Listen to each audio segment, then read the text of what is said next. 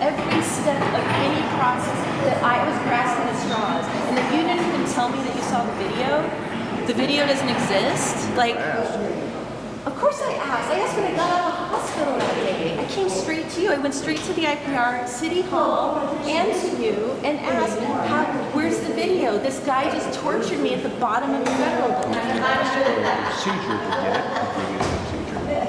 You never asked about Washington. What are you picking at, little language things? Do you not understand what happened to me and what I want? Is it not clear what I want? I'm not going to continue. What happened to me on September 4th? I'm not going to continue. What happened to me on September 4th? All this stuff. I thought it was a public place. I didn't think I was don't have to answer breaking because I figured it was. I'm not commenting on the situation. I'm not telling you to leave, am I?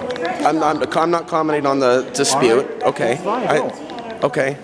I'm not necessarily taking sides. I just turned the camera on. If you are part of the process, you're faulty. You're not working out. And now This guy's strange. One of your employees is harassing me, and I don't appreciate it. At any rate, I'm so glad you're here. I missed you, and it's been a year, and they're acting like nothing happened that day. And I was dragged out of here, like domestic violence style. And he says he saw it on the video. Does this not shock you what he did to me? Did you see if I did something wrong that I deserved to be domestically violent, abused, domestically violent? It was scary. It was. Do you know why I'm scared to come here? Because you allow men like that to do that to people like me. How am I a threat? Maybe you should put your turnstiles back in. But hello. Wow. So Gary knows what happened on September 4th. That's the first I've heard. You can give me an overview here if you want of what that was. Yeah, just a real quickie. Today I testified at 9:30, 9:40, and on September 4th I came to testify, and I opened this door, and I walked in, I said hello, there were 4 officers here. I said, is Chief Reese here? And they said, no, he's coming later. You want us to tell him something? Like, no, every time he's here I have something to tell him.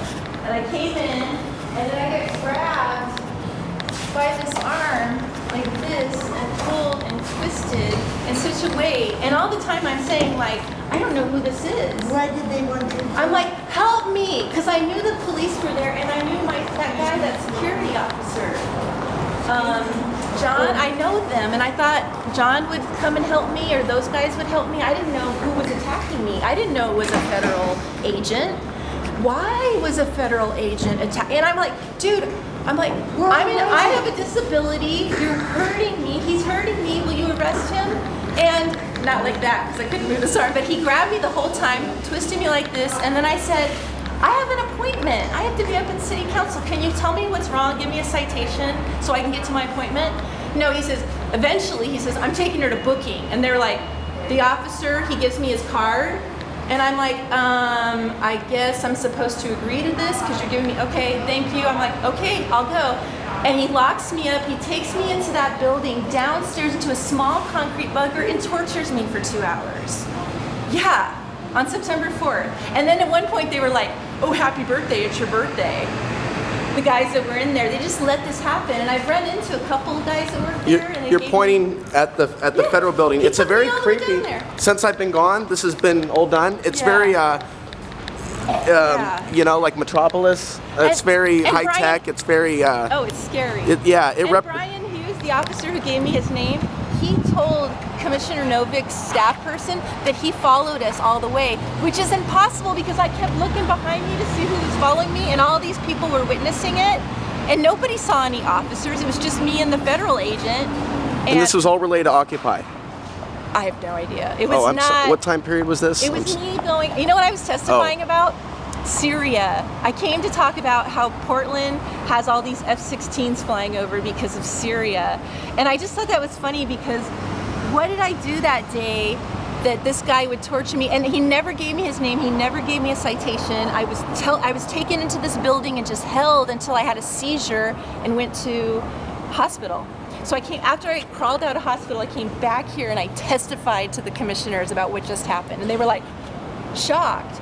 And since then, they've been ignoring me. They've all been ignoring me. It's incredible. And I gave them a list of questions that they could look into to find out what's the jurisdiction. Gary, he just lied to me, the head of security.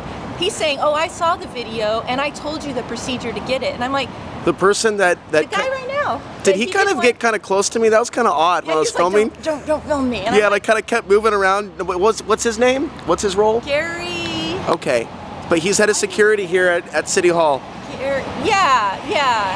Yeah, and he's. I think I handled it well. In the past, I may have been more. Anyway, just kept Welcome filming. back. Thank you. Well, thank you for your story. We'll definitely upload this and good luck. Yeah, Brian Hughes said. There's a lot of issues here apparently that were raised this morning. Very serious ones, and the covering the last whole guy gamut. Too, when he was talking, I was like, my heart.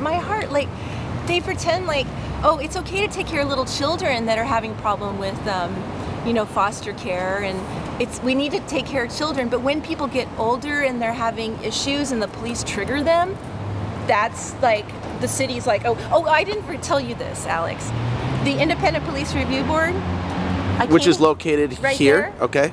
I came there right after I testified to City Hall when I crawled out of hospital, gave them my report, filed a complaint, and then they deleted it. Really? And I complained to their boss, the auditor, and she said, I don't want, eventually she was ignoring me, but when she finally came up to me, she was like, I don't want to do anything. I don't want to do it. I'm like, well, when Gary talks about procedure, there's no procedure. I've done this inside out. And now he's saying today that he told me the procedure to get the video. All he had to do was help me out.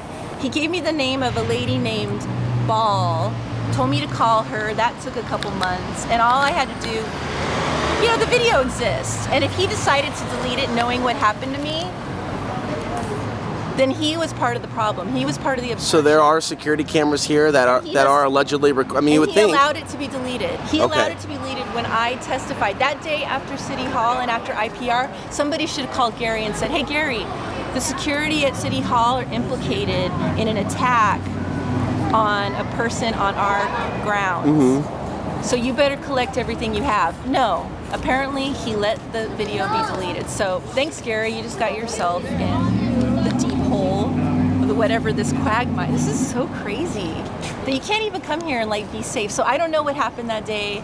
I know what happened to me, but I don't know why anybody should ever be treated like that, no matter what I did. It was True. horrible. It's traumatic, and it took me a while to get over the trauma. I don't even think I'm over it. This place. You know what? In a way, it took me a while to get over the trauma and move back here. And with that, we'll close.